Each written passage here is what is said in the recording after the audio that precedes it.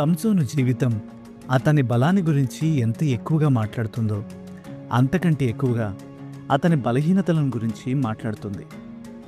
అతను పుట్టడానికంటే ముందే దేవుడు తన పని కోసం సంసోనును ప్రత్యేకపరుచుకున్నాడు.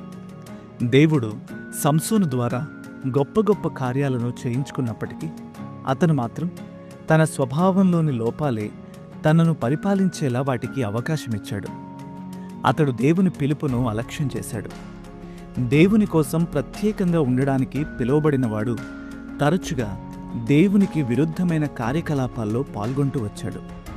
చివరికి దేవుడు అతనికి నియమించిన హద్దులను కాపాడుకోలేకపోవడమే అతని పతనానికి కారణమైంది. సంసోను తన కోరికలను అదుపులో ఉంచుకోలేదు. అతని కోరికలే అతన్ని అదుపులో ఉంచుకున్నాయి. స్త్రీ వ్యామోహం వలన ఈ బలవంతుడైన సంసోను 3 సార్లు బలహీనతకు లోనయ్యాడు.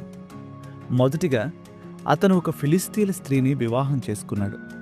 రెండవది ఒక ఫిలిస్తీయ వేశ్యతో శయనించాడు. మూడవది సౌరేకు లోయలో ఉండే దెలీలా అనే స్త్రీని ప్రేమించాడు. తన జీవితంలో దేవుని పిలుపును పక్కన పెట్టి తన కోరికలపైన అతనికి అదుపు లేకపోవడం వలన సంసోను భారీ మూల్యాన్ని చెల్లించుకోవలసి వచ్చింది.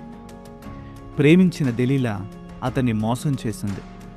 ఫిలిస్తీన్లు అతన్ని గుడ్డివాణ్ణి చేశారు. సంవత్సరాల పాటు అవమానాన్ని అనుభవించాడు. బలవంతంగా అతనితో గొడ్డు చాకరీ చేయించారు. ఆఖరికి అతని మనసు విరిగిపోయింది. ఒక ఆఖరి అవకాశం ఇవ్వమని దేవుణ్ణి వేడుకున్నాడు. అప్పుడు దేవుడు అతని బలాన్ని అతనికి తిరిగిచ్చాడు. గౌరవంగా మరణించేందుకు అవకాశమిచ్చాడు.